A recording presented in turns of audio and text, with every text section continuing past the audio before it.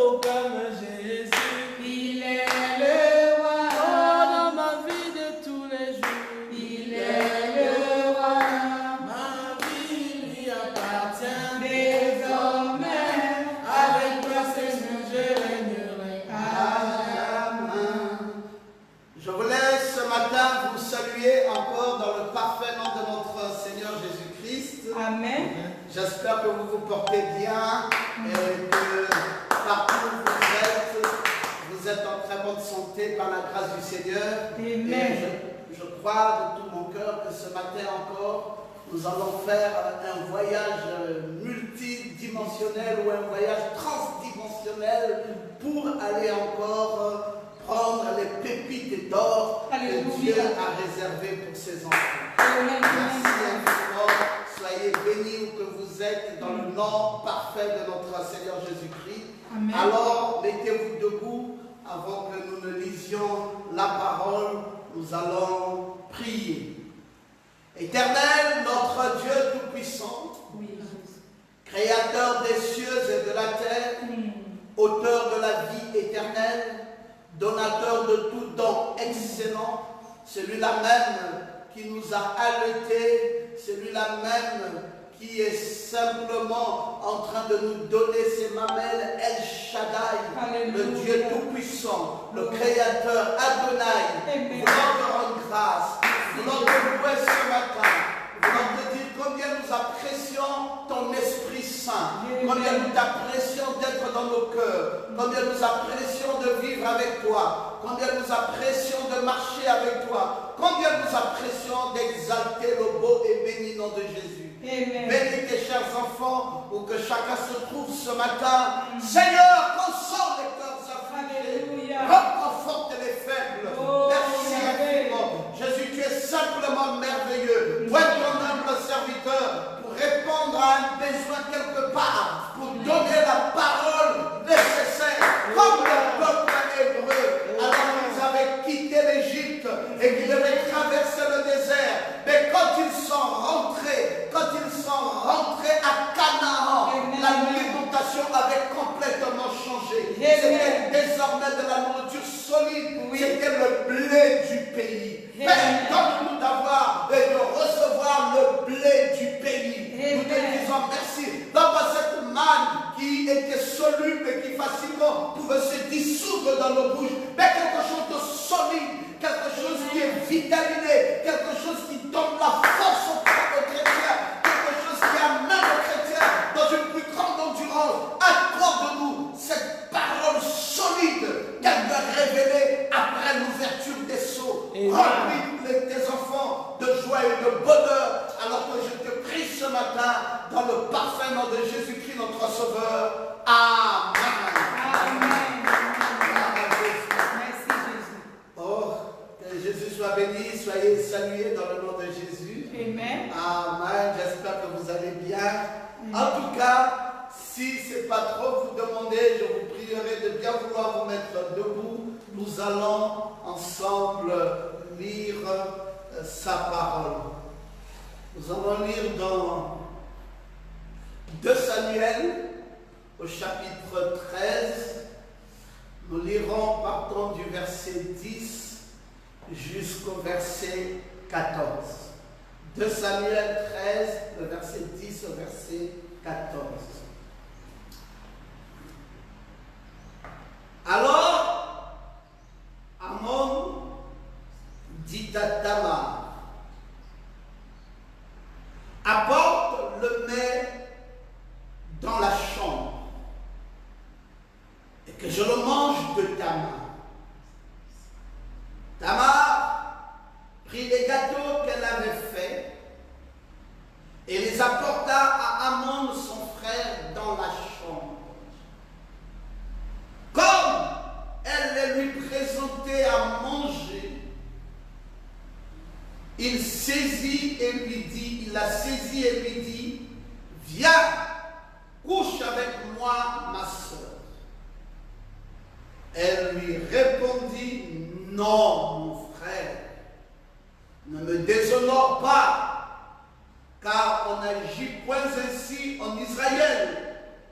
ne commets pas cette infamie.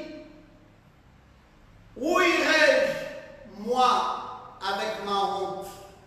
Et toi, tu seras comme l'un des infâmes en Israël. Maintenant, je te prie, parle au roi. Il ne s'opposera pas à ce que je sois à toi. Mais il ne voulut pas l'écouter. Il lui fit violence, la déshonora et coucha avec elle. Amen. Amen. Que Dieu bénisse la lecture de sa parole. Veuillez vous asseoir tranquillement dans sa présence.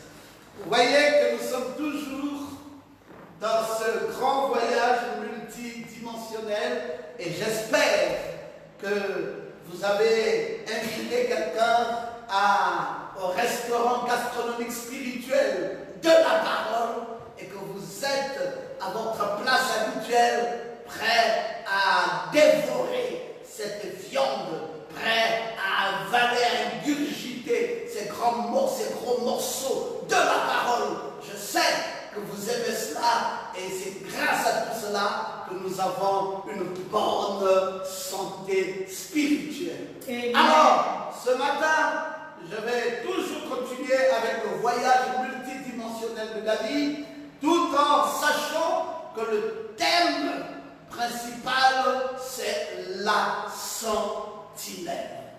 Gloire à Jésus. Alors j'ai commencé par vous dire que David avait plusieurs enfants. Et ce matin, je vais vous mettre les noms des enfants de David, comme ça vous aurez l'occasion de connaître la famille de David. Son premier fils s'appelait Amon. C'était ça le premier fils de David. Son deuxième fils s'appelait Kiléa.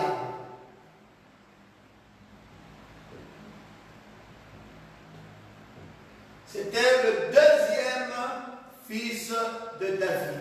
Son troisième fils, bien entendu, c'était Absalom.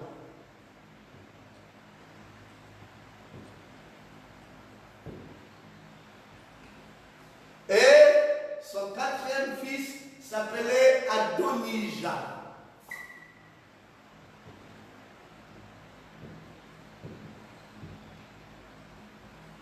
Le cinquième fils de David s'appelait Shephania. C'est un peu Shephatia. Shephatia.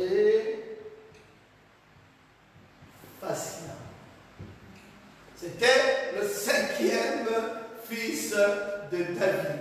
Le sixième fils de David s'appelait Jithrim.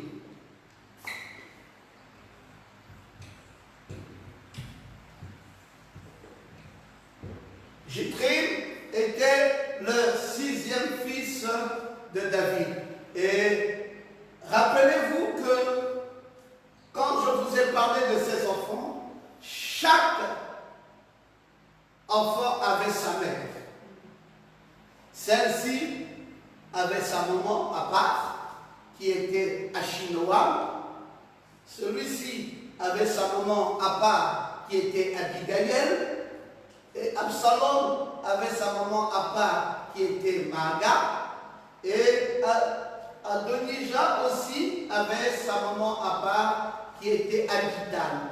Et puis Jithrim avait sa maman à part, qui était Egla. Et donc vous allez voir que chaque enfant avait sa mère. Et Shephatia, sa mère était Abidan. Donc chacun des enfants de David, chaque enfant, une mère. Chaque enfant, une mère. C'était vraiment quelqu'un qui pompait et qui pompait fort. Et vous savez que son fils va même avoir la double portion de ce que lui il avait. Parce que lui, il avait jusqu'à des femmes et des concubines qui allaient dans un total de 500. Et son fils Salomon avait des femmes et des concubines qui allaient dans un total de 1000. Et donc, vous comprenez que le septième enfant de David s'appelait Shamouya.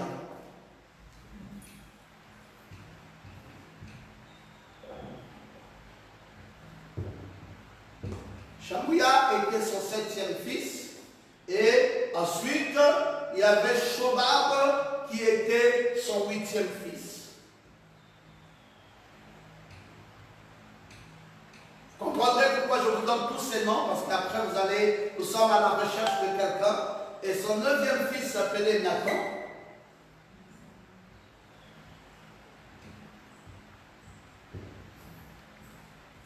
Son 10e fils s'appelait Salomon. Et Salomon, c'était justement le fils que David a eu avec Bathsheba. Et le 11e fils s'appelait Jibar.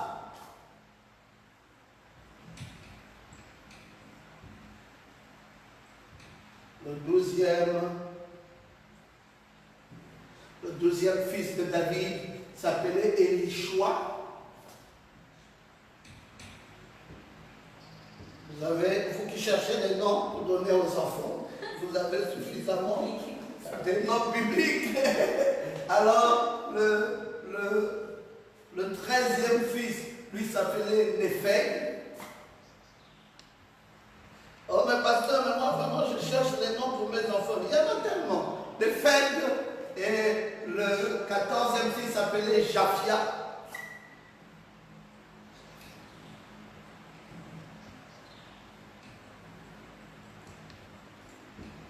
Le 15e fils, lui, s'appelait Elishama.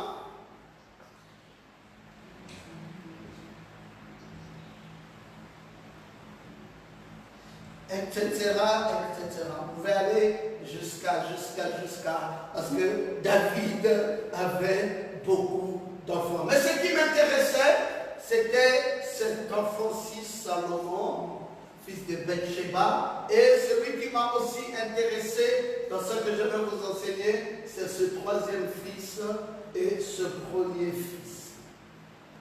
Voici particulièrement les 3 enfants qui vont violemment marquer l'histoire de Salomon et plutôt de David tout au cours de sa vie.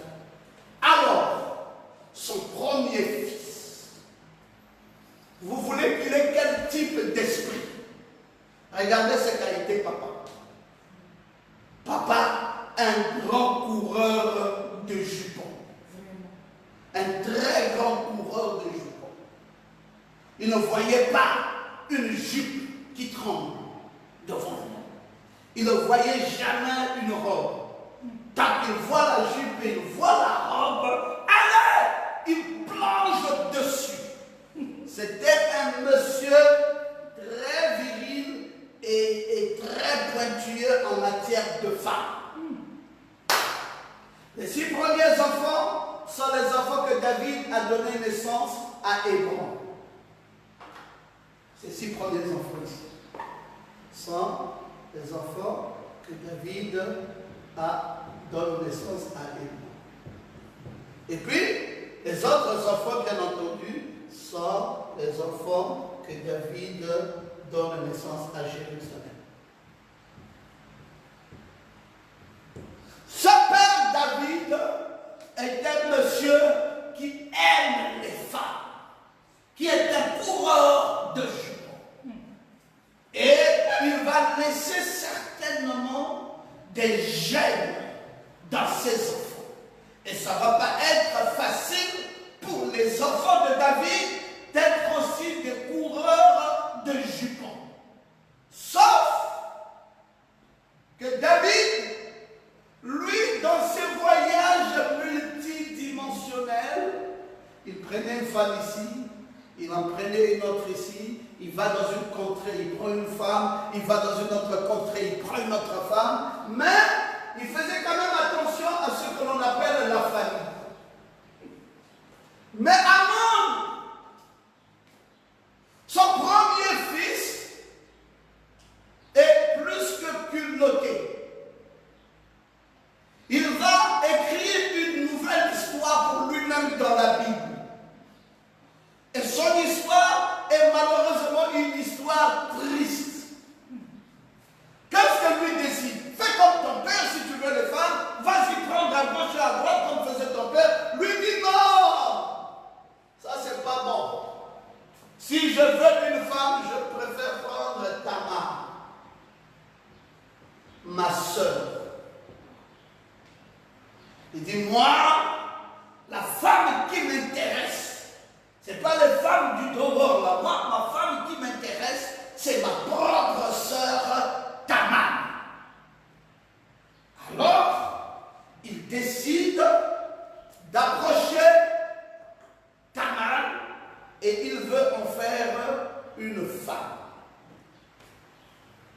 Jonadab,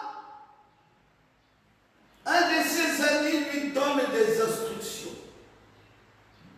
Il dit, fais en sorte que Tamar s'approche de toi et arrange-toi pour être seul à seul avec elle. Vous voyez pourquoi est-ce que dans la parole, il est important de savoir qui je choisis comme ami ou qui je choisis pour marcher avec moi. Il y a des gens qui vous donnent des très bons conseils, mais il y en a aussi qui vous induisent en erreur. Amen. La Bible ne dit-elle pas que les mauvaises compagnies corrompent les bonnes mœurs? Voici que Jonadab donne un mauvais conseil à Amnon. Il dit non, travaille ça, mon gars, arrange-toi à être seul à seul avec elle. Parce que toi, tu développes beaucoup d'amour pour elle. Depuis lors, tu trouves que partout ailleurs, il n'y a pas de femme. Ta femme, c'est seulement ta sœur. Alors, arrange-toi à te retrouver avec elle. Je pense que les choses iront bien. Il dit alors à Tamar, sa sœur, il dit, je veux que tu viennes me rendre visite à la maison. Tamar dit, d'accord, mon yaya, j'arrive. Qu'est-ce que tu veux que je t'apporte, mon yaya? Il lui dit, non, écoute, tu vas me faire un très beau gâteau et tu m'apportes le gâteau. Tamar dit, d'accord, je viens, j'arrive avec beaucoup plaisir. Tamar est innocente. Tamar sait qu'elle s'en va rendre visite à son grand frère. Tamar sait qu'il n'y a pas à se poser des questions. C'est simplement mon grand frère qui veut des gâteaux. Je lui apprête un gâteau et je lui apporte le gâteau. Et Tamar s'en va dans son innocence. Elle n'a aucune idée derrière la tête. Rien ne lui traverse l'esprit. Elle n'a même pas un fardeau dans son cœur. Elle est motivée, totalement motivée d'amener à son grand frère Amon un gâteau. Une fois qu'elle s'est donc retrouvée chez Amon, Amon lui dit, apporte ça dans la chambre. Jusque-là, elle n'imagine pas qu'il y a un problème. Peut-être qu'il ne veut pas sortir de la chambre, il trouve que c'est bien, que je lui apporte le gâteau dans la chambre. Elle rentre dans la chambre et trouve que le grand frère est couché au lit. Elle dit, mais voici le gâteau que je t'ai apporté, voici. Il dit, oui, c'est très bien, tu as très bien fait, sers-moi. Elle dit, d'accord, je vais te servir. Elle apprête le gâteau, elle vient vers le grand frère, elle dit, voici, le gâteau est là. Le grand frère dit, oui, moi je veux manger ce gâteau-là dans tes mains. Je ne veux pas manger le gâteau que tu me largues, tu me jettes le gâteau comme ça, non. Tu tiens le gâteau, tu viens vers moi, vers ma bouche, et moi je mange ce gâteau-là dans tes mains. Oh là là. Tamar dit, bon, si ce n'est que ça, il n'y a pas de problème encore. Le gâteau est là, mon grand frère, et elle prend le gâteau, elle lui présente le gâteau pour qu'il le mange. Il l'a saisi maintenant par la main. Il dit, c'est pas simplement ce gâteau-là que moi je voulais. Il y a un autre gâteau que moi je veux avec toi. Elle dit,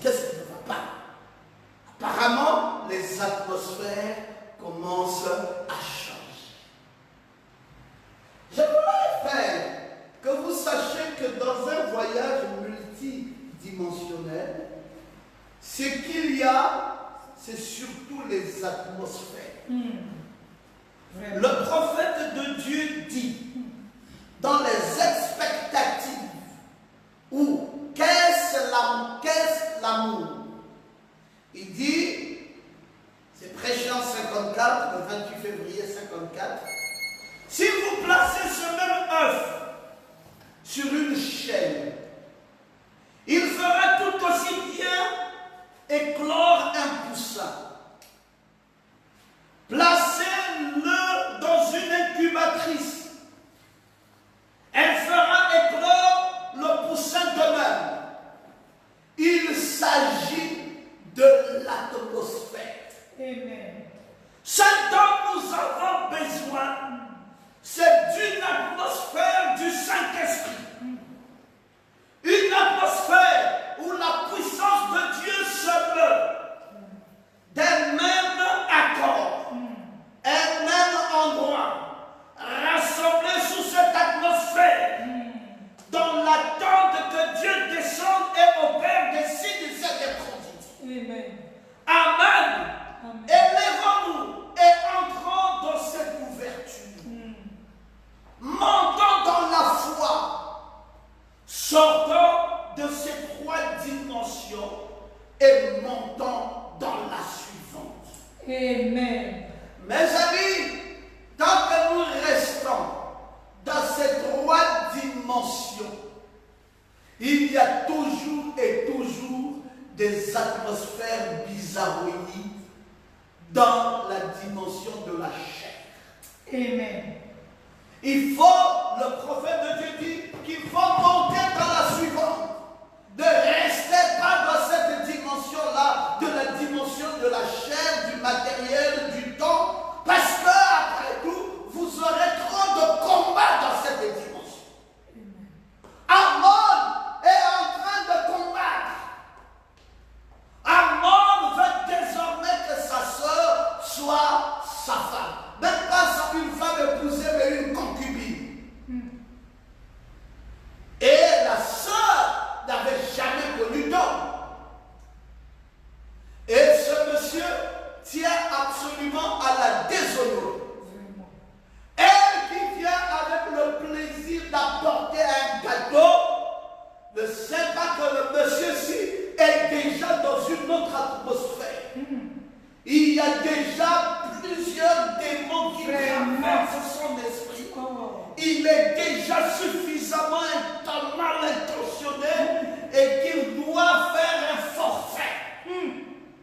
Parce que lui, elle est dans une atmosphère, mais lui, il est aussi dans une autre atmosphère. Vraiment. Et Branham nous dit qu'il s'agit de l'atmosphère.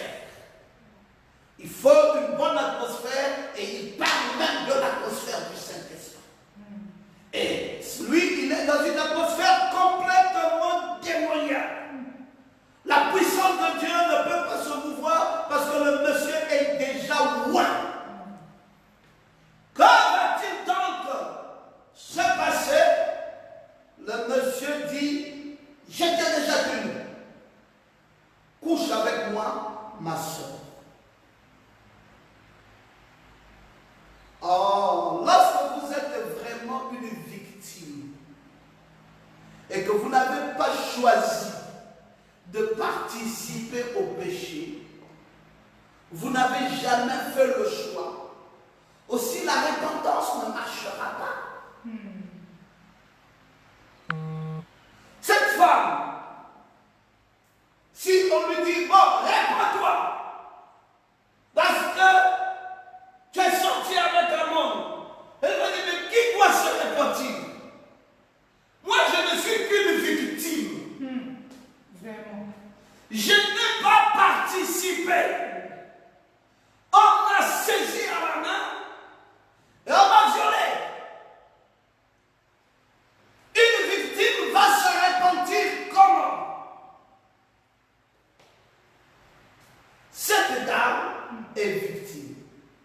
Ce que Satan fait lorsqu'il s'empare de toi en tant que victime, alors qu'il te capture, il te saisit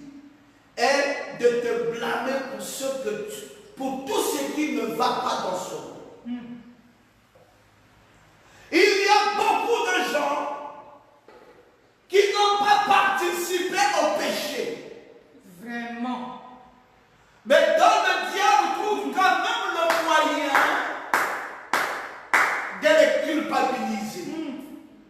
Ça, c'est vrai. Tu dois être vigilant spirituellement. Tu te culpabilises pour un mal que tu as fait. Mais tu ne te culpabilises pas pour quelque chose que tu n'as pas fait. Elle apporte innocemment le gâteau à son frère. Elle ne sait pas que ce gâteau va se solder en autre chose. C'est lui qui dit couche avec moi. C'est ce que lui recherche, mais elle ne recherche pas ça. Alors, il veut inculquer à cette dame, la victime, une mentalité de culpabilité et une mentalité de victime. Alors que le diable est en train de te pourchasser, le diable veut te manipuler. Et il a osé même faire des programmes sur ta vie. Vraiment. Mes amis, c'est compliqué ce voyage dans lequel nous empruntons. Toi, tu as des plans pour ta vie, mais le diable aussi a des plans, non pas pour lui-même, mais pour ta vie. Vraiment. Toi, tu as résolu de ta vie, voici comment je vois ma vie, voici comment je veux la conduire, voici comment je veux l'orienter. Tu ne sais pas que le diable aussi regarde la même vie. Vraiment. Et il dit, voici comment moi, je vais gérer cette vie-là. C'est vrai. Et maintenant, Tamar est une victime. Satan l'a pourchassé. Satan est allé jusqu'à l'atteindre. Parce que le but du diable, c'est anéantir votre vie. Amen. Le but du diable, c'est de détruire votre vie. Et il doit abuser de ta vie. Mon fils, ma fille, retiens ça. Chaque fois que tu avances, mets ta vie sous le sang. Amen. Place ta vie sous le sang. Amen. Amen. Ne crois pas que quand tu dors tranquillement, que Satan est content de te voir dormir aisément. Oh, Jésus. Satan n'est pas content du tout. Tu dors bien, tu te réveilles, il dit non, ta vie là ne doit pas continuer comme ça. Quelqu'un qui dort, qui se réveille, qui n'est pas malade, qui est bien et qui doit avoir de l'argent. Non, je vais perturber ta vie. Ah, ça. Et Satan décide de perturber la vie de Tamar. N'oubliez pas que la vie de leur père était une vie perturbée. Maintenant, la perturbation du père descend sur les enfants. C'est vrai. Amen. Amen. Maintenant, les enfants commencent à subir la même perturbation. Oh. Et le diable décide d'anéantir la vie de Tamar. Voici que cet abus sexuel s'accomplit. L'abus du dévastateur. Le dévastateur a atteint son but. Il a réussi à dévaster la vie de Tamar. Tamar, une victime. Et il apporte la destruction. Nous allons voir comment cela s'est fait. Mes amis,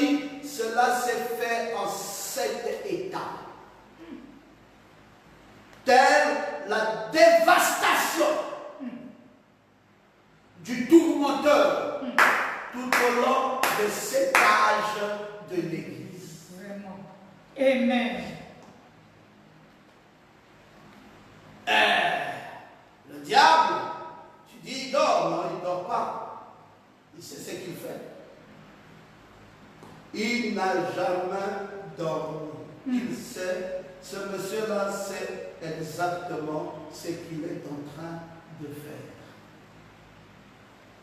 Il veut détruire. Il n'est pas venu pour s'amuser. Si toi, tu crois que Satan est venu pour te faire des fleurs, mon frère, Satan n'est jamais venu te faire des fleurs. Il doit te détruire. Et donc, cette fille dit non, je ne peux pas coucher avec toi. Et il lui dit, je te désire démesurément. Il dit, Tamar, sache-le, ce n'est pas une requête. C'est un ordre. L'ennemi assourdit toutes ces supplications de résistance. Quand il veut t'atteindre, il ne vient pas pour te supplier, il vient, il défonce la porte. Il doit arriver à atteindre son but. Alors, la première allégation, qui est comme le premier âge de l'Église, c'est que Tamar va l'appeler mon frère. Tamar croit quand même. Peut-être qu'il est en train de perdre la tête. Quand je vais quand même dire mon frère, peut-être que ça va le ressaisir. Il va se souvenir quand même que nous sommes des frères et sœurs. Alors il lui dit mon frère. Lorsqu'elle emploie ce mot, car elle sait que cet acte est interdit, elle dit non, mon frère. Nous sommes là dans la première allégation où Tamar marque un frein pour dire non, mon frère. Comme dans l'âge de l'église d'Éphèse, où Satan, après qu'il ait échoué avec Jésus, qu'il a livré en spectacle, c'est désormais que ce Jésus est en train de se dupliquer, mais gaillardement dans un prophète appelé Paul. Et il entre dans l'église où Paul doit gérer en tant que messager prophète. Dans le premier âge de l'église. Qui va l'arrêter? Il rentre subtilement. Et William Branham dit que dans l'âge de l'Éphèse, c'est le relâchement qui s'est fait. Il force, il dit oui, je rentre. Alors Tamar, son premier appel est non, mon frère. Ah, j'aime quand on peut dire amen à la parole. Amen. Le deuxième appel de Tamar est envers sa conscience. Elle rappelle à son frère-là, son soi-disant frère, elle lui rappelle les saintes écritures. Vraiment. Tel un acte assis. Une victime essayera toutes les défenses possibles. Mais Satan travaille et il doit détruire chaque défense qui est montée contre lui. Quand tu dis je m'oppose au nom de Jésus, quand tu te reposes un peu là, il avance. Tu dis je refuse cette maladie, je refuse dans le nom puissant de Jésus. Il attend que tu finisses de parler. Il avance. Tu as fini de parler, mais tu chauffes encore plus. Tu te demandes, mais qu'est-ce qui ne va pas? Vraiment. Satan n'est pas ton ami, mon frère.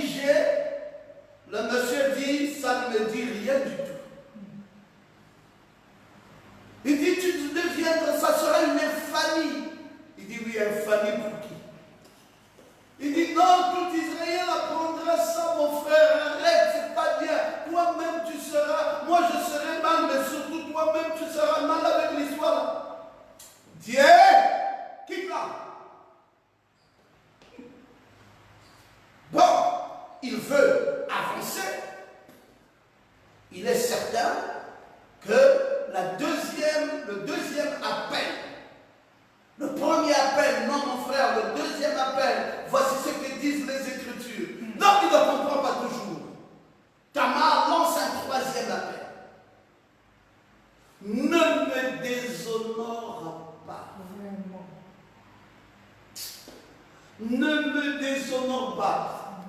Cela indique qu'elle ne consentira sans aucune condition à son acte. Elle dit, je ne consentirai pas. J'ai choisi de dire non.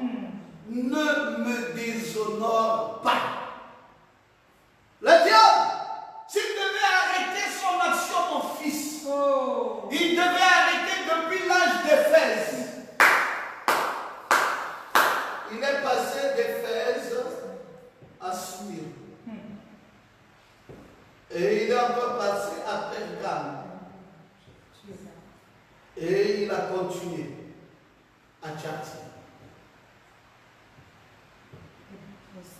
Et il n'a pas fini, hein.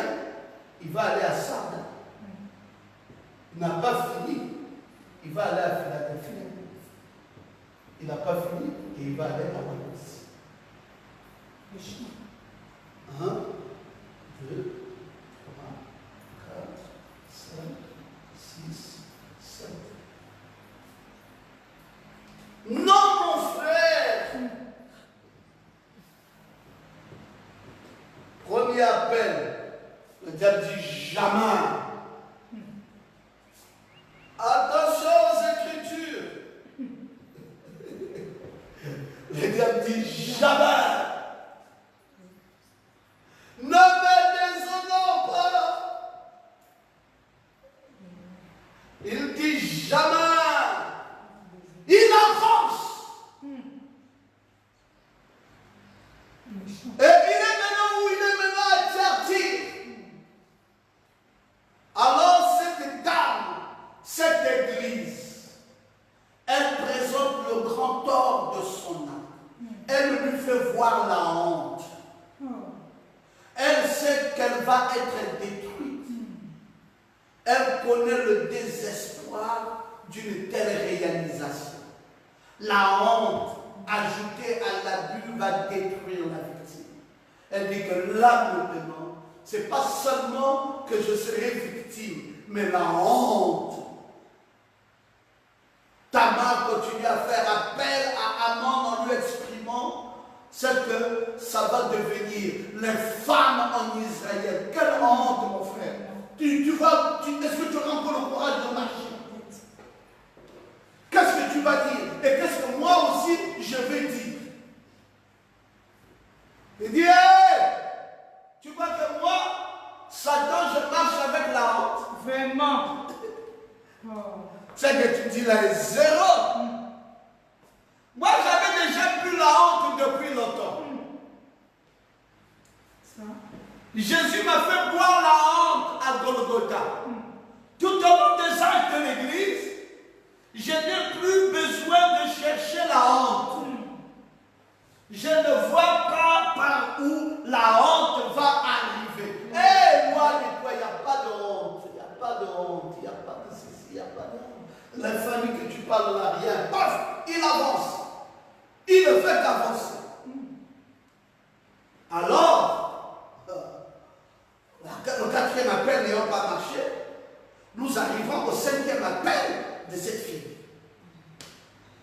Maintenant, le cinquième appel, elle va à une dimension plus élevée. Elle fait maintenant allusion à son père. Elle dit, mais si donc tu veux, comme tu as vraiment décidé, va dire à papa que tu veux que je sois ta femme. Je crois que papa acceptera.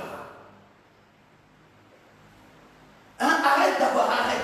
Je crois que c'est bon. Maintenant, c'est bon. J'ai déjà vu ta violence, j'ai déjà vu ta décision, j'ai déjà tout vu, j'ai compris. Bon, maintenant, la seule chose, c'est que tu peux dire à papa pour qu'on fasse proprement les choses. D'ailleurs, maintenant, même moi-même là, je commence à voir. Bon, dis simplement à papa, et puis tout ira bien. Quand tu te trouves dans une situation critique, la première chose que tu fais est d'étendre les bras vers ce que tu considères comme la provision la plus importante de ta vie. Amen. Dans une situation critique, tu ne peux plus rester seul. Non.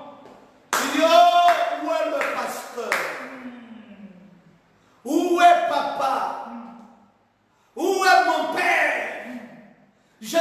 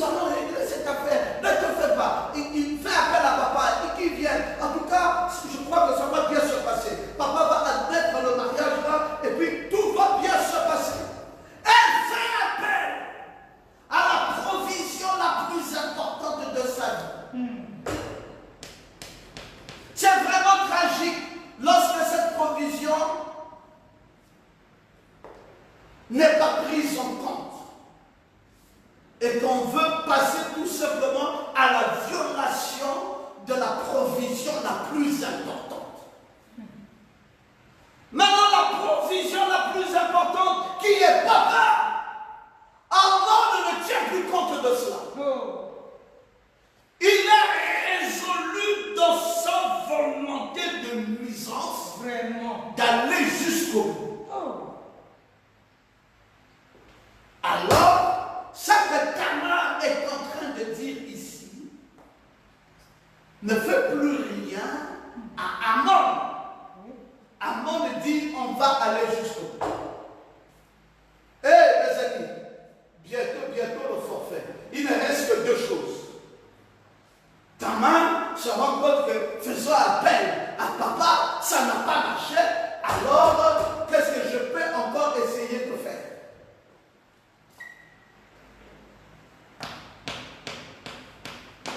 Dans une dernière tentative d'essayer de le divertir, elle a bien suggéré que si leur père, le roi David, était mis au courant de son désir, il dispensera de la loi divine et leur permettra de se battre. Tamar savait que David était un homme selon le cœur de Dieu. Et que lorsqu'il aurait vent de la situation, David la protégerait de son frère. Pourtant, rien ne marche. Le gars dit, je dois arriver jusqu'à. Maintenant, sixième chose, c'est quoi? C'est qu'il doit la violer. Et il a des ordres. Après, la fille ne sait plus rien faire d'autre. Sixièmement, déshonore directement. Par le forfait. Bon. La septième chose, on peut maintenant croire que puisque tu m'as déjà déshonoré, garde-moi maintenant comme ta femme. Parce que qu'est-ce que tu vas encore faire pour moi? Tu m'as déjà cassé. Mais frère, la septième chose va vous choquer. C'est que la septième chose, Amon décide, juste après le forfait, de la jeter à la porte. Il y a le sort. Oh. Bordel. Seigneur. Alors, mes frères, c'est l'Odyssée. Vraiment. Après l'avoir déshonoré, il la jette dehors. Oh. Et Christ est désormais hors de l'église. Amen. Après de cogner la porte, ne peut plus entrer. Ah! Quelle drôle d'histoire ce matin que je vous raconte. Tout ça, pourquoi docteur Goma? Ben c'est pour vous, pour aller maintenant sur Absalom, il faut commencer là. Parce que c'est la porte d'entrée de Absalom. Maintenant, il l'a déshonoré. Et, septièmement, la haine de Amon envers Tamar a été plus forte que son action de la violer. C'est ce que va raconter la Bible. C'est-à-dire que la violer, la déshonorer ici, au 6e âge de l'Église, c'est rien du tout. Mais là, la haine est plus forte. Il faut la jeter. On n'a vraiment plus besoin d'elle. Alors, ce qui indique, mes amis, qu'il y a vraiment la haine. Vraiment. Et il lui a dit que c'est de ta faute. Donc, voilà la culpabilité. La pauvre femme qui n'a fait qu'apporter un gâteau parce que le frère voulait manger, qui a fait tout de son mieux pour honorer son frère, voici comment son histoire, l'histoire de Tamar, une des filles de de David. Parce qu'il y a beaucoup d'enfants. Je ne vous ai pas terminé toute la liste. Et voilà comment Tamar est pris par défaut et jeté. Amen. Que devient la pauvre victime? Elle n'a que les lamentations. Elle commence à se lamenter. Elle est blessée. Vous savez, on peut vous déshonorer. Ça peut encore même arriver. Mais quand après vous avoir déshonoré, on vous prend et on vous jette. Ça devient 2 fois plus mauvais. Et le diable est méchant. Alors Tamar est blessée dans ses sentiments. Elle porte désormais la honte qu'elle avait dit depuis l'âge de 10 ans. Elle avait averti que j'aurais la honte. Je porterai la honte. Et voici maintenant qu'elle doit porter la honte. Tamar déchire ses vêtements. Elle dit, c'est fini. Je n'ai plus de place dans la société. Elle répand de la cendre sur sa tête. Elle dit, j'ai été gaspillée. Elle déteste maintenant même sa propre beauté. Elle n'aime même plus se voir. Elle a pris sa beauté physique, elle a mis de la cendre dessus. Elle s'est salie. Elle a pris les vêtements, les beaux vêtements, les ornements qu'elle avait. Elle a déchiré, elle a enlevé les ornements, elle a pris la cendre, elle l'a frottée sur le corps. Elle dit, je me déteste. Je n'aime plus ma vie. Mes amis, c'est ce qu'a été les âges de l'Église. C'est pour cela, si vous me dites à moi, docteur Goma, d'aller croire le message chez les pentecôtistes, je vous dirai n'essayez surtout pas. Amen. Si vous me dites à moi, docteur Goma, d'aller croire le message dénominationnel, je vous dirai n'essayez pas. Parce que je sais c'est quoi la vilainerie qu'il y a dans la dénomination. Il y a quoi d'abord là-bas? Je viens de vous décrire la situation dénominationnelle. Vraiment. Branham appelle ça les fleuves dénominationnels. Il y a quoi d'abord derrière la dénomination? Un abus spirituel, la matrice étant violentée, et puis on me prend, on me jette. Qu'est-ce que je gagne de bon dedans? Nous bénissons Dieu. Oh, alléluia. Amen, amen, amen. En voyant la peine de l'Église, il est parti de l'éternité, accompagné de 7 anges, avec le petit livre ouvert, venant pour donner la rédemption à la Tamar désavouée. Amen, amen. Sinon, quel est notre espoir? Cette église, si la nuée n'était pas venue, si Christ n'était pas venu dans la nuée, dites-moi, quel sera mon avantage à moi sur cette terre? Amen. Vous me dites, oui, c'est bien, l'église là chante bien, l'église là prie bien, l'église là il y a les prophètes.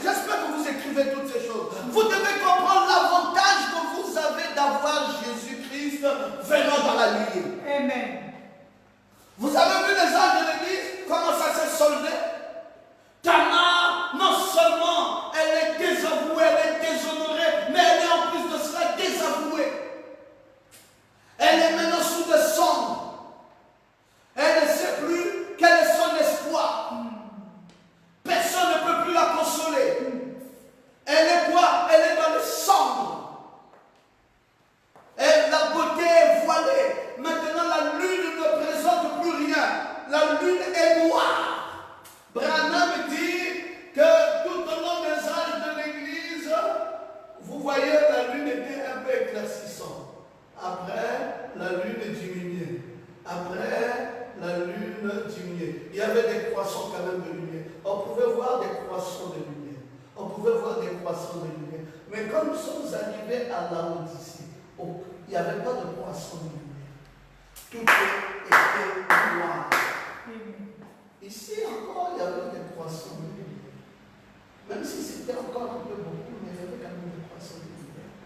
Il y avait encore un peu de croissants de lumière. Mais à Laodicée, tout est noir. Et vous allez me dire à moi de repartir dans une église laodicéenne. Vous ne comprenez pas.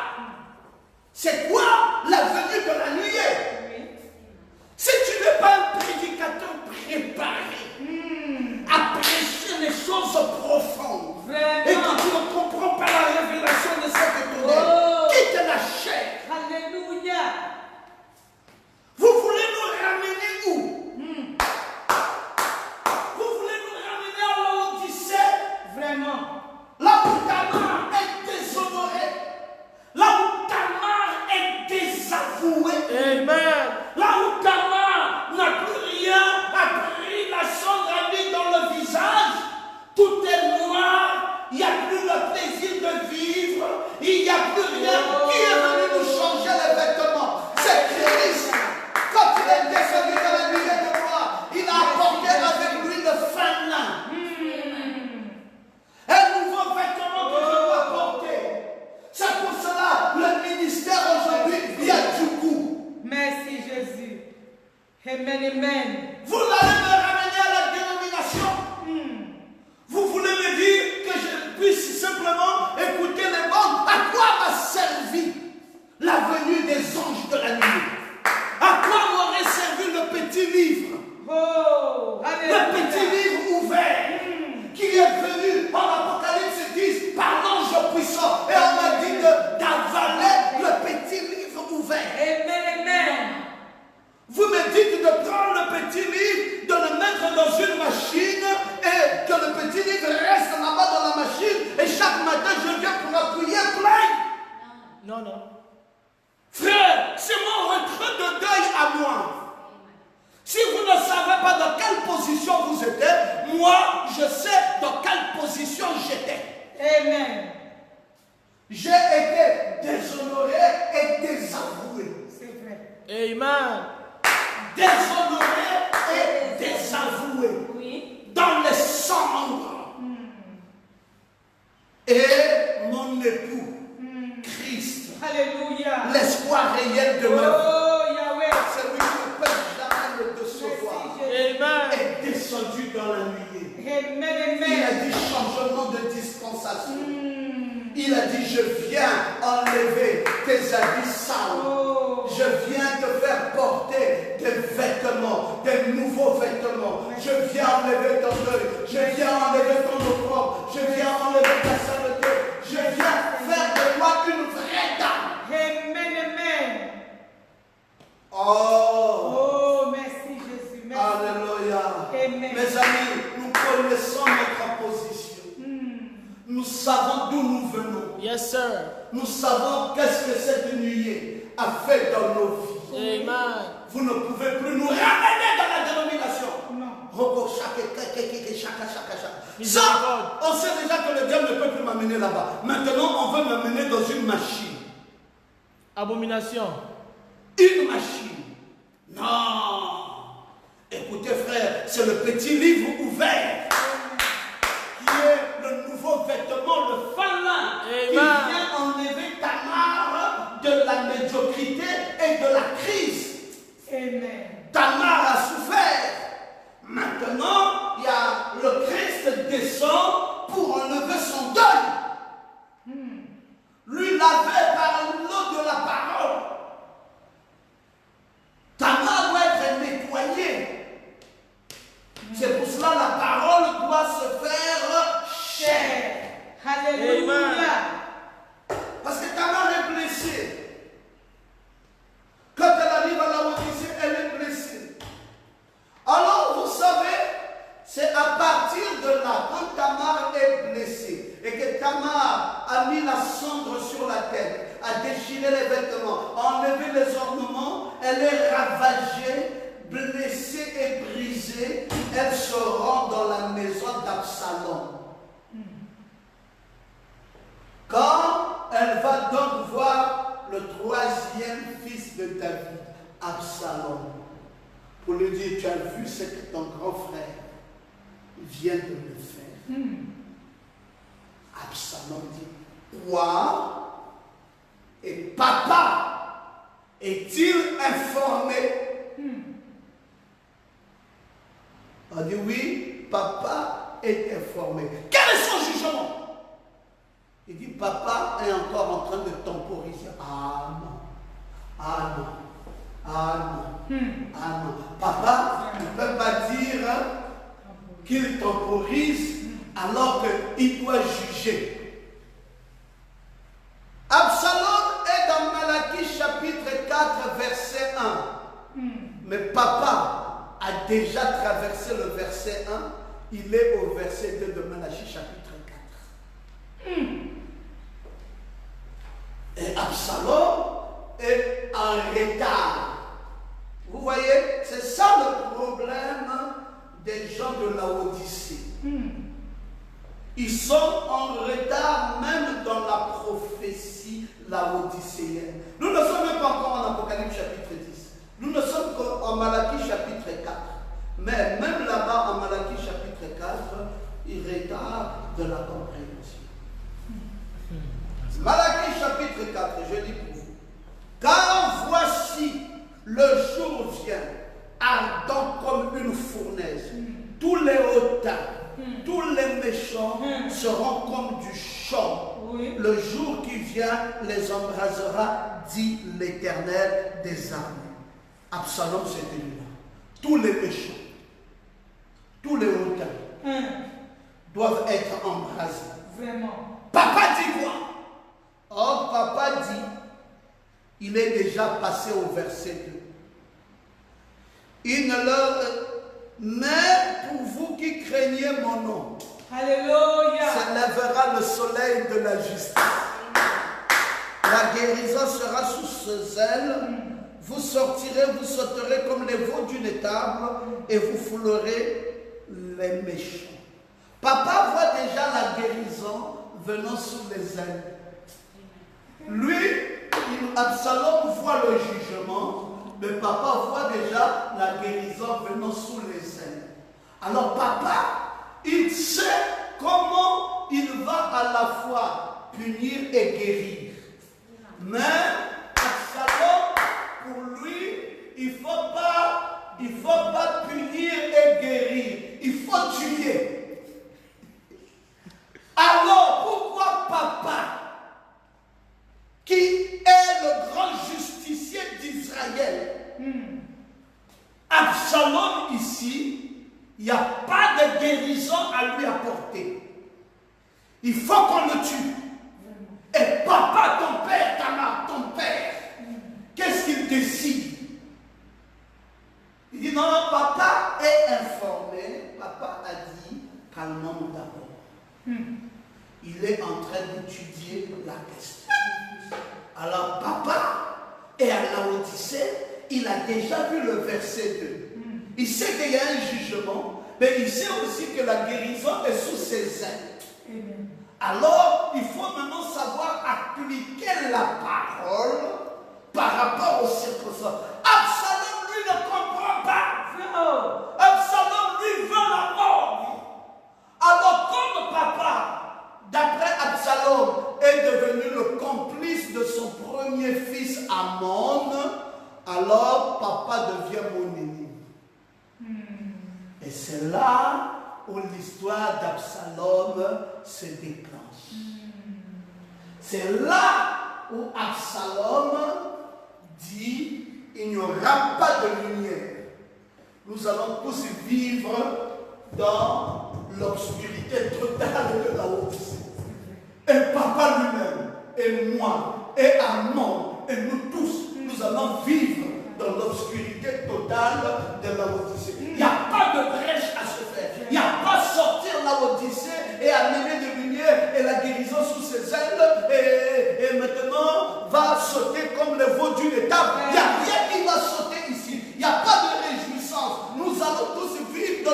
l'obscurité de la Odyssée. Vous savez, il y a des gens comme ça, qui ne sont pas miséricordieux. Il y a des gens qui veulent à tout prix qu'il est dans les ténèbres, mais que toi aussi tu sois dans les mêmes ténèbres. Sois intelligent dans ta foi. Amen. Et la sagesse dans ta foi. Peu importe dans quelle situation tu te retrouveras, pense toujours qu'il y a une issue. Amen. Pense toujours qu'il y a une issue de sortie. Alors, Tamar a porté le plan. Elle aurait dû amener Amnon devant le tribunal. Elle a reçu le blâme. Elle continue de développer une mentalité de victime. Souviens-toi que Tamar était belle. Mais pour ne pas être vulnérable à une autre attaque, elle a nié sa propre beauté. Elle préfère désormais marcher avec les cendres au corps pour montrer que c'est fini. Moi, je n'ai plus rien d'autre. Et sans Christ, nous vivons sous la loi, où il n'y a aucune réponse permanente au péché. Tamar, tu as été déshonoré, mais ce n'est pas pour autant que maintenant tu dois marcher avec la cendre dans ton corps toute ta vie. Voilà le problème des gens qui ne comprennent pas l'importance de Christ. Amen. Christ est venu ici parce que c'est lui, hein, c'est Christ. On a changé de messager à l'âge de la pierre prophète. Oui. Maintenant, c'est Christ. Amen. Christ est venu ici pour que nous ne continuions plus à vivre sous la loi. Christ est venu ici nous apporter un message de grâce. Amen. Ne soyez plus simplement la victime.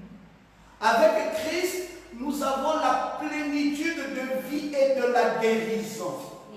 Oh, dites Amen. Amen. Tu étais blessé, tu étais humilié, tu étais insulté, il y avait des ténèbres, mais Christ vient pourquoi? Oh, alléluia. Il vient pour t'apporter la vie. C'est ça. Et il vient pour t'apporter la guérison. Christ ne vient pas pour te laisser dans l'état où tu es. Non. Tamar, pourquoi tu fais ça? Est-ce que la lumière n'est pas une réponse? Alors, si Christ est venu, pourquoi tu vis dans la culpabilité? Christ est en tout et tout pour le croyant né de nouveau. Amen. Christ peut briser l'esclavage. C'est vrai. Christ peut briser le péché maintenant même. Alléluia. Et Christ peut te rendre complètement saint. Amen. C'est comme si tu n'avais même jamais rien fait. Amen. Oh, j'aime ça, les amis. Alléluia. Je me sens maintenant religieux. Je commence à me sentir religieux. Parce que c'est ça même le but du message. Oui. Le but du message vient pour la justification. Et vous Amen. savez, la justification, ce n'est pas simplement le pardon. La justification, c'est le nettoyage même du mal qui existait. Et tout redevenir blanc comme la serviette ici, c'est comme si rien n'avait jamais été. Et tu redeviens vierge. Alléluia. Oh, est-ce que quelqu'un peut-il dire Amen? Amen. Oh oui, pasteur, vraiment, moi j'ai un problème, c'est que j'ai la culpabilité dans le monde. Voici ce que le diable a fait de moi. Il a abusé de moi, vraiment, pasteur. Bon, je vais aller en mariage, mais bon, j'ai du mal à expliquer ça aux frères. Ça, c'est un frère qui n'est pas né de nouveau. Si c'est un frère né de nouveau, il devrait comprendre que Amon qui est passé sur toi, et dans les âges, c'est la dispensation des âges de l'Église. Mais quand la lumière descend, le pardon aussi descend. Amen. La grâce souveraine aussi descend. À ce moment-là, tu es justifié. La vie et la guérison viennent au même moment. Amen. Pourquoi on a dit que la nuée ici a été filmée par 3 savons. Un s'appelait Time, l'autre s'appelait Life. C'était pour nous montrer le temps de la vie. Voici le temps de la vie. Time et Life. Les deux journaux qui ont publié cet événement. C'était pour montrer, voici le temps de la vie. Il y avait deux journaux, Time et Life. Et ils ont publié, voici le temps de la vie. Et pourquoi est-ce que la nuée s'est pointée là le 28 février? Mais parce que dans le cycle de la vie, 28 est le chiffre de la vie. Donc, quand Christ descend dans la nuée, Christ vient ici pour nous montrer clairement que la vie est revenue. Tamar, arrête Tamar de rester sous les cendres. Amen. Oh oui, le frère ne comprendra pas. S'il est né de nouveau, il devrait comprendre. C'est vrai. Mais pasteur, la nouvelle naissance, c'est quoi? Voilà. Voilà la nouvelle naissance. La révélation du nouveau message dans ton âme. Quand tu l'as, tu es né de nouveau. Amen. Si tu n'as pas cette révélation du nouveau message, tu n'es pas né de nouveau. Oh non, mais pasteur, je ne bois pas, je ne fume pas. Ça ne veut rien dire. Tu vois, je ne peux même pas dire que ça ne veut rien dire. La nouvelle naissance, c'est la révélation du nouveau message dans ton cœur. Si tu as véritablement, c'est que tu es né de nouveau. Si tu n'as pas le message de l'heure, c'est pour cela le baptême du Saint-Esprit. La preuve même du baptême du Saint-Esprit, c'est croire au message de l'heure. Pas le message du temps de la fin, mais le message de l'heure. C'est quoi le message de l'heure? Christ vient dans la nuée après qu'il y avait l'obscurité totale. Maintenant, après cette obscurité totale, on doit frayer un chemin à la lumière. Et Absalom, lui, ne comprend pas ça parce qu'il veut rester un Laodicée. Certains parmi nous ont essayé de confronter ou d'ouvrir cette région pénible de votre vie. Quelquefois, même après le salut, vous avez fait face à une grave injustice après une autre. Et il y a des gens qui ont du mal à décoller. Certains conseillers mal renseignés ont escompté le mal fait. C'est ainsi que la dévastation spirituelle qui atteint l'enfant essayant de bannir l'abus sexuel ou verbal, parce qu'il y a plusieurs types d'abus. Là, c'était l'abus sexuel, mais il y a même des abus, un abus verbal. Il y a aussi même des abus de négligence ou un abus de violence. Bon, tout ceci. Mais vous faites quoi? Oui, je suis trop victime, j'en ai marre, je n'en veux plus. Depuis mon enfance, je ne vis que ça. Non. Comprends que Christ est venu dans la vie. Amen. Et si Dieu est venu dans la nuée, il a apporté la solution à ta vie. Amen. Pourquoi est-ce qu'il vient avec le livre? Oh. Il vient avec le petit livre ouvert parce que c'est là où se trouvent les solutions. C'est là, dans le petit livre ouvert, où se trouvent les vitamines pour te reconforter. Amen. Et c'est là même où se trouve ta justification. Arrêtez de penser que votre vie est finie. Si certains pasteurs ne comprennent pas le nouveau message, cherchez un pasteur qui a le nouveau message. Parce que le nouveau message est réparateur de l'esprit. Amen. Le nouveau message vient réparer l'état de ton esprit. Le nouveau message est accompagné de délivrance. Alléluia. Dans ce nouveau message, Amen. la nuée de gloire, nous avons la délivrance. Ce nouveau message est accompagné des bienfaits de l'Éternel. Mes amis, c'est un nouveau message. Il y a toutes les grâces. Alors la victime, se dire victime, il faut savoir que c'est du passé. Ne te considère plus comme une victime. Sache que tu as été pardonné. Maintenant, tu es devenu un guerrier par la foi. Tu dois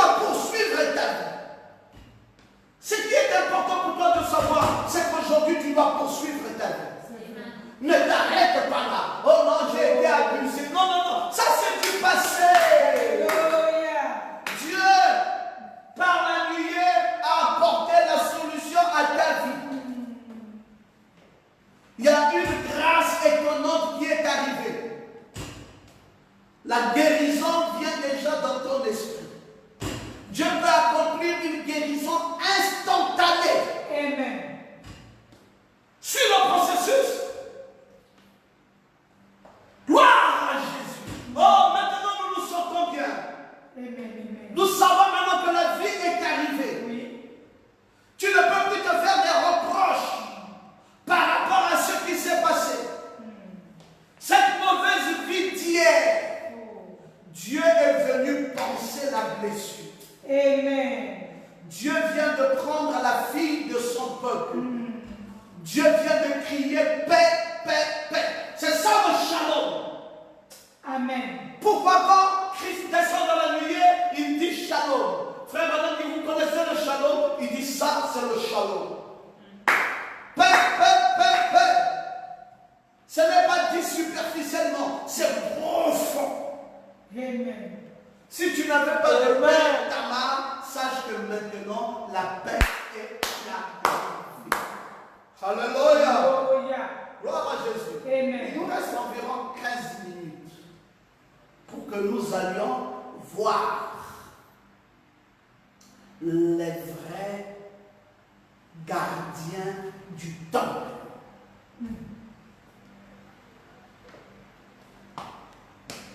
Parce que David, lui-même, c'était un monsieur des forfaits. Vous savez qu'il avait pris la femme d'Uri.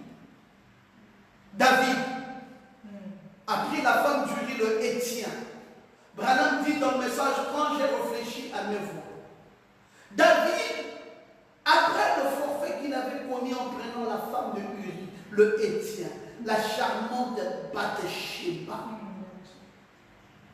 il allait être le père de l'enfant de cette femme. Il avait fait tuer son brave mari à la bataille. Mais lorsque le prophète Nathan est arrivé et qu'il lui a dévoilé ses péchés, David a alors réfléchi à ses voies et il s'est tourné vers la repentance. Parce que David, l'enfant, le 10e enfant ici, le 10e enfant de David ici, c'est l'enfant de Bathsheba. Bathsheba ici, c'était la femme de Uri. Et Uri ici, c'était un des combattants d'élite de David. Et en allant en guerre, David a pris Uri et l'a mis au devant. Parce que David voulait que Uri meure. Parce que David ne savait pas comment prendre Bathsheba, cette jolie, cette beauté de femme qui appartenait à Uri. C'était la seule, l'unique femme de Uri. Pendant que lui, il avait déjà 500. Vraiment. Mais il n'était pas satisfait de toutes ces femmes qu'il avait. Il voulait nécessairement récupérer Bathsheba. Pour lui, la vraie femme, c'est la femme de son capitaine ici là. Et il a pris le capitaine, il a mis le capitaine au devant de la guerre, et puis le capitaine est mort. Il a récupéré cette femme et ils ont donné l'enfant Salomon. Le prophète Nathan, qui était ce prophète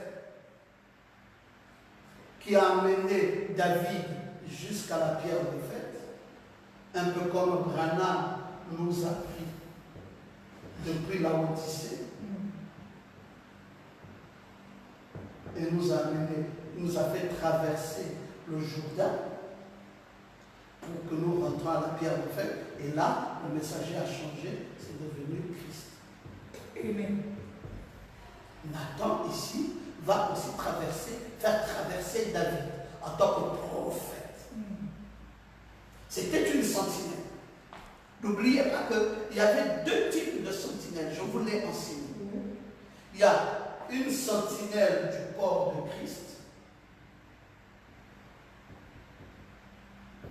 qui est Éphésiens 4:11. Et il y a une sentinelle de l'âge qui est prophète. Et quand on dit l'âge ici, même les païens sont dedans. Même les païens. Et Branham est le prophète, la sentinelle de l'âge. Même l'église catholique, Branham est leur prophète. Oui. Et Dr Pierrot Romain est un des Éphésiens du corps de Christ. Il n'est pas le seul.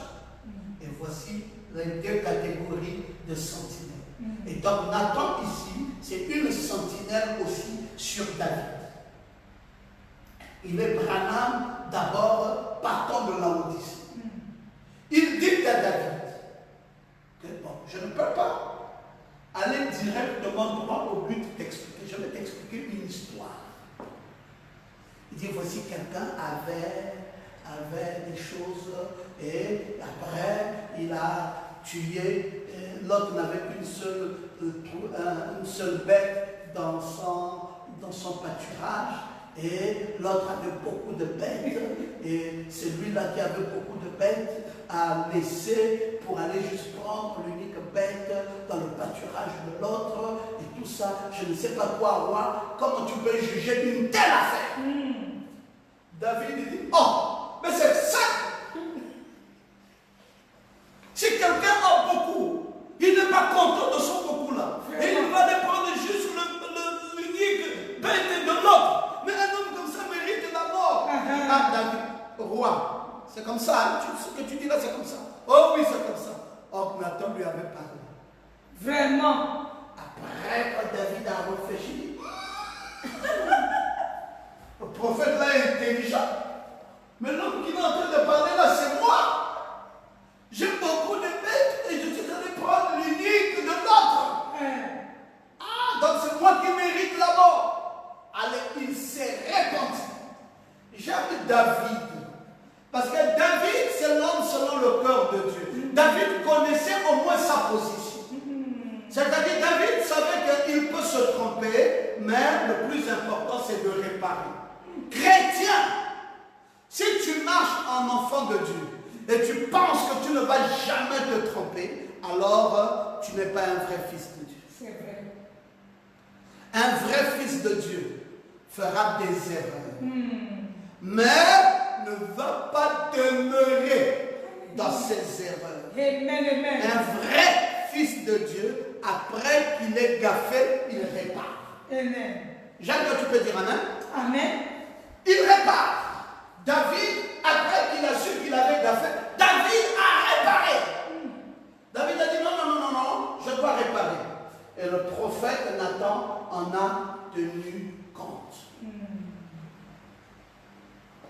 J'aime la vie des enfants de Dieu parce que c'est entouré et d'un prophète de l'âge et du quintuple ministère. David méritait la mort, dit frère Branham. Il avait prononcé sa propre sentence. Nathan a dit assurément tu ne mourras pas. Car il savait que David connaissait Dieu et il savait qu'il avait commis un forfait. Il avait souillé la femme de son frère. Maintenant, David, Nathan est son prophète. Mais David a d'autres sentiments. Éphésiens 4:11. Une de ces sentinelles s'appelle Jogel Bachébet. Je vous avais dit que David avait d'abord une première sentinelle qu'on appelait Joab. Et une deuxième sentinelle s'était ajoutée qu'on appelait Abner.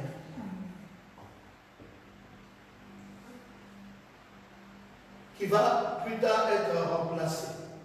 Parce qu'on va finir par découvrir sa supercherie.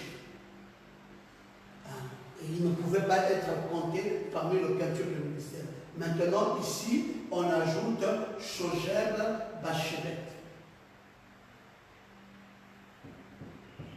Il va être ajouté Shogel.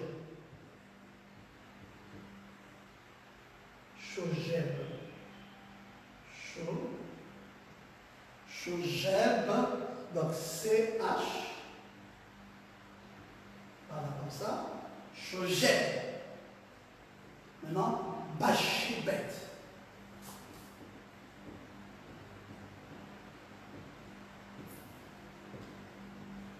Shogeb Bashebet est un autre ministère qui va s'ajouter parmi les sentinelles. Il n'y aura pas seulement Shogeb Bashebet, il y aura aussi Éléazar.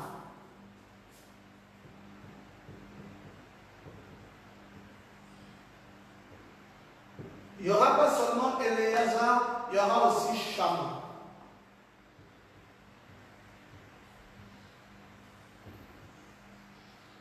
Pasteur, vous m'avez pourquoi tous ces détails? Parce que je voulais simplement te dire, ces choses-là sont écrites dans la Bible. Est-ce que c'est pour meubler la Bible? Non. Ou pour nous enseigner? C'est pour nous enseigner. Sinon, tu ne comprendras pas pourquoi Absalom s'est révolté contre son père. Sinon, tu ne comprendras pas qui est-ce qui était le premier fils de David. Qu'est-ce qu'il a dû faire? Et tu ne comprendras pas pourquoi les âges de l'Église, pourquoi l'obscurité, et pourquoi il faut aller de Malachie 4.1 à Malachie 4.2. Pourquoi est-ce que David n'a pas jugé comme ça? Tu ne comprendras pas comment David fonctionnait. David avait des sentinelles. David ici, c'est comme l'Église qui est gérée par le quintuple ministère. Alors, Joseph Bashebet, on l'appelait encore le Takémonite. Je sais que les airs sont en train de rire. Et Joseph Bashebet, le Takémonite. Je me rappelle quand j'étais en Afrique du Sud et que je prêchais chez Young People, il dit c'est pas possible, docteur Romain. Les choses que tout le monde ne dit pas, toi tu dis. J'ai dit, tant que c'est écrit dans la parole de Dieu, nous devons étudier ça. Amen. C'est pas là, c'est pas écrit là pour rien. C'est écrit là parce qu'il y avait raison. Maintenant, Joseph Bashebet, le Takémonite. Ah, là, je sais que vous avez maintenant des problèmes pour écrire ça. C'est le Takémonite. Le Takémonite. C'est comme ça qu'on écrit Joseph Bashebet, le Takémonite. Alors, Joseph Bashebet, le Takémonite, c'est qui? C'est l'un des principaux officiers de David. C'est lui, mes frères, quand David a eu des problèmes, il a pris sa lance. Il a brandi sa lance sur 800 hommes qui fit périr en une seule fois. Ah! Celui-là, une vraie sentinelle, il ne badinait pas. Joseph Bashebet, c'est quelqu'un qui le Takémonite. Lui ne badinait pas. Il a tué 800 ennemis. 800 ennemis, 800 hommes ennemis de David en une seule fois. En une seule fois. Et par quoi? Par une lance. Il a brandi seulement sa lance. Il les a massacrés. En une seule fois, d'un coup, 800 hommes sont tombés à terre. David avait des hommes solides. Amen. Le ministère, je vais bientôt terminer dans moins de 5 minutes. Le ministère, mes amis, ce n'est pas de la légèreté. Le ministère, celui qui exerce le ministère, doit être quelqu'un de solide. Amen. Quand tu te dis, je suis docteur de la parole, alors sois solide. Vous voyez, là, nous sommes au 9e volume ou au 10e volume. Et je pensais qu'on devait s'arrêter à 11 volumes, mais maintenant je suis en train de me rendre compte qu'on va aller au-delà. Parce que ça commence à devenir plus que sérieux. On va amener David au trône. Alors, le Takémonite,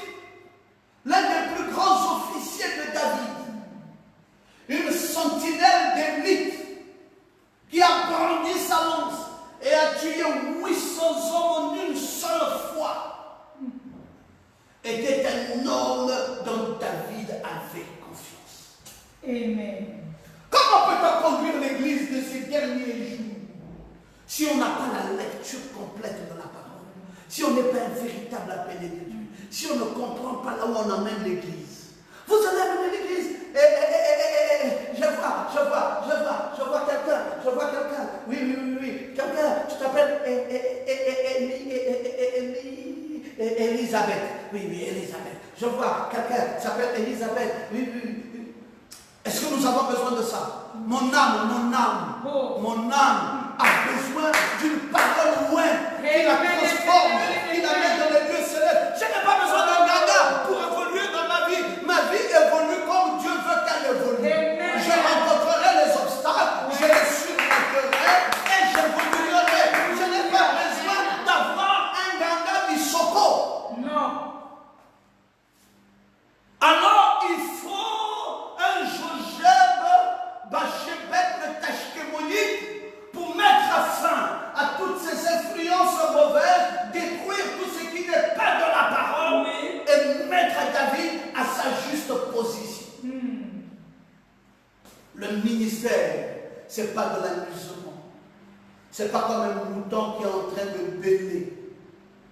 Le ministère, c'est faire asseoir la parole dans les cœurs des croyants. Amen. Les amener à être assis dans les lieux célestes en Jésus-Christ. Le ministère. C'est pour cela, mes amis, ce n'est pas de la sémence dénominationnelle. Oh, je vais aussi aller écouter tel prédicateur. Ah, il parle bien. Non, nous n'en avons pas besoin. Ici, on ne cherche pas quelqu'un qui parle bien. Ici, on cherche quelqu'un qui a la révélation pure et vraie de la parole. Amen. Ici, on cherche quelqu'un qui est une vraie sentinelle, qui peut me mettre à l'abri de mes adversaires. Quand les forces du mal viendront sur moi, Yes, il sir. peut me sécuriser. Amen. Éléazar, lui, c'était le fils de Dodo, fils d'Ashoshi. Il était l'un des 3 guerriers qui affrontèrent avec David les Philistins rassemblés et pour combattre. Tandis que les hommes d'Israël se retiraient sur les hauteurs, lui, il est resté avec David. Ils sont allés au front. On l'appelait Éléazar, fils de Dodo, fils d'Ashoshi. L'un des 3 guerriers les plus forts qui accompagnait Shojeb Bachebet, le Tachkémonite. Et c'est lui qui s'était levé et qui avait frappé les Philistins jusqu'à ce que sa main fût lasse. C'est-à-dire, il a frappé. C'est comme quelqu'un on te dit gifle, tu gifles, jusqu'à ce que la main devienne fatiguée. Mais il n'a pas lâché l'épée. Et l'Éternel avait opéré une grande délivrance ce jour-là dans les mains d'Éléazar. Le peuple est même revenu vers Éléazar pour dire non, c'est pas possible. Éléazar, il prenait les dépouilles. Il les avait mis tous KO. Il y avait des dépouilles de partout. Quand le peuple avait dit, Éléazar, toi seul avec ton épée, tu as frappé comme ça jusqu'à mettre toutes ces dépouilles-là, c'est toi. Il dit, ramassez-les, allez les enterrer. David était sûr d'avoir des hommes forts. Il y avait un autre prénom, Shama. Lui, Shama, c'est le... Excusez-nous pour le désagrément qui vient d'être posé, c'était juste quelque chose, mais tout est revenu dans l'ordre. Gloire à Jésus. Donc, je vais vous dire à quel point David avait des grands hommes. Alléluia. Oh, notre Dieu est merveilleux. C'est pour cela qu'il a placé des gens qualifiés pour le travail. Oui. Frère Branham dit dans la pluie de la première et l'arrière saison, si Dieu les a placés là, à la tour, c'est qu'ils sont qualifiés pour le travail. Amen. Dieu ne mettrait pas sur une tour à une position comme celle-là un homme qui dit les jours des miracles sont passés. Il mettra là un vrai quintuple ministère et il mettra là un vrai prophète. Et c'est ce que Dieu a fait et il a réellement fait. Que le Seigneur vous bénisse tous. Voici à la fin, nous continuerons notre message. Oh. Mais que Dieu soit loué. J'espère que vous avez encore été une fois de plus bénis dans vos âmes, dans vos cœurs, et vous avez compris pourquoi est-ce que Absalom va se venger contre son père, parce que justement le père, selon lui, il n'a pas apporté la justice qu'il le fallait, et maintenant il doit prendre la place de son père sur le trône d'Israël, et là ça ne va pas être facile. David va encore combattre et rester 7 ans et 7 ans et demi là à Juda, alors qu'il faut se battre encore avant d'arriver sur le trône d'Israël. Donc le combat continue. Oh, que Jésus soit loué. Alléluia. Que Dieu vous bénisse. Veuillez vous mettre debout. Nous allons à nouveau prier. Amen. Père très saint, Oh Jésus. nous voulons te dire sincèrement merci. Merci Jésus. Ta grâce est simplement merveilleuse. Ton amour est simplement merveilleux. Oh Dieu. Ton esprit est simplement merveilleux. Amen. Toi, à qui il a plu de nous donner Jogeb, Bachébet, le Tachkémonite. Toi, en qui il a plu de nous donner Éléazar. Toi, en qui il a plu de nous donner Shama. Ces grands ministères, ces officiers supérieurs, ces sentinelles d'élite aux côtés de David pour mener à bien le combat, détruire les Philistins et amener David à atteindre le trône. Nous te louons, notre Dieu, pour ce que tu as bien voulu nous donner ce matin. Nos âmes ont été bénies par ta parole. Amen. Oh, quel partage merveilleux. Merci Seigneur. Nous sommes arrivés à Laodicée, là où l'obscurité est totale. Et nous avons vu l'ange puissant, enveloppé d'une nuée au-dessus de sa tête d'arc-en-ciel. Et il arrivait avec le petit livre ouvert. Quelle grâce merveilleuse. Père bien-aimé, quelle grâce merveilleuse. Et nous disons merci pour ta parole. Merci pour le ministère. Merci pour le peuple de Dieu. Merci pour tes chers enfants à travers le monde.